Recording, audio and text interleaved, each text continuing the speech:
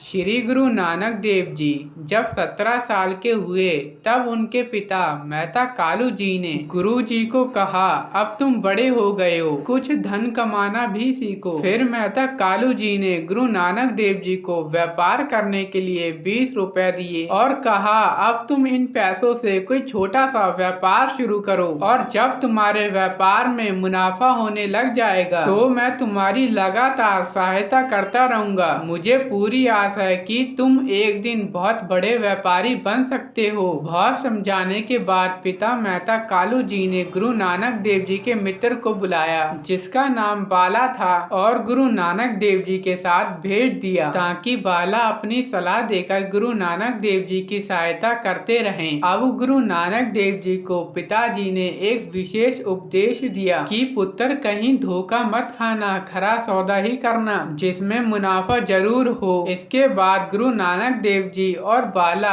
तलवंडी जा रहे थे। रास्ते में एक जगह कुछ साधु भूखे बैठे हुए थे। गुरु नानक देव जी ने जब उन साधुओं से जाके बात करी तो पता चला कि वो साधु कई दिनों से भूखे हैं। गुरु जी ने सोचा कि इन भूखे साधुओं को खाना खिलाने से ज्यादा और कौन सा नफे वाला सौदा हो सकता है। गुरु नानक देव जी ने उन 20 रुपए से दुकान से दाल, आटा आदि सामान खरीद कर लंगर तैयार करके भूखे साधुओं को खिलाया। फिर गुरु नानक देव जी घर ना जाके एक पेड़ के नीचे जाके बैठ गए और बाले को घर भेज दिया और गुरु नानक देव जी का ध्यान परमात्मा की भक्ति में लीन हो जाता है। गुरु नानक देव जी के पिता को जब यह पता चला कि बाला घर आ गया है और गुरु नानक देव जी घर नहीं आए हैं, तब गुरु नानक देव जी के पिता बाला को घर बुलाते हैं। जब बाला गुरु नानक देव जी के पिता को बताते हैं कि गुरु नानक देव जी ने सारे पैसे भूखे साधुओं को भोजन कराने में खर्च कर दिए हैं, तब गुरु नानक देव जी के पिता को गुस्सा आ जाता है और वो गुरु नानक देव जी को ढूंढने निकल जाते हैं और गुरु नानक देव जी की बहन नानकी जी भी गुरु नानक देव जी को ढूंढने जाती हैं। पिता मेहता कालू को गुरु नानक देव जी एक पेड़ के नीचे बैठे दिखे। पिता मेहता कालू गुरु नानक देव जी के पास जाके उनसे पूछते हैं कि पैसे कहाँ है। गुरु नानक देव जी कोई भी जवाब नहीं देते और उनका ध्यान परमात्मा की भक्ति में लीन रहता है।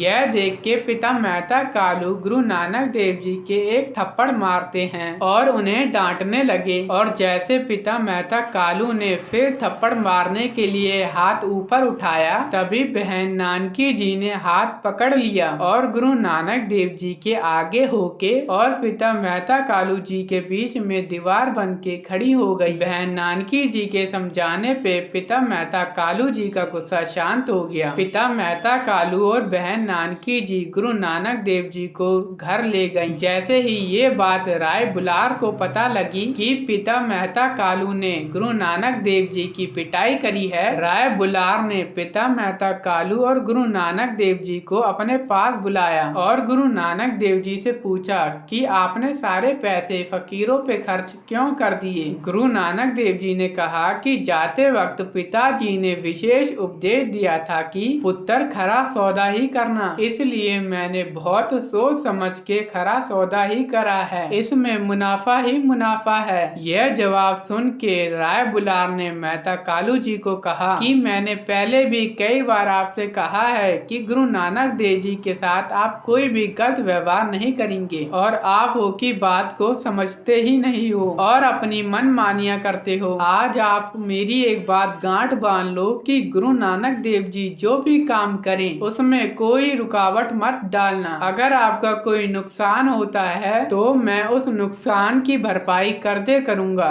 इस साखी में गुरु नानक देव जी हमें यह उपदेश दे रहे हैं कि किसी भूखे को लंगर खिलाना सबसे अच्छा सौदा है। आज भी सिख कौम में लंगर की प्रथा चलती आ रही है। अगर वीडियो अच्छी लगी हो तो वीडियो को लाइक और कमेंट करके जरूर बताना और सिख इतिहास की और सटीक जानकारी लेने के लिए इस चैनल को सब्सक्राइब कर लेना।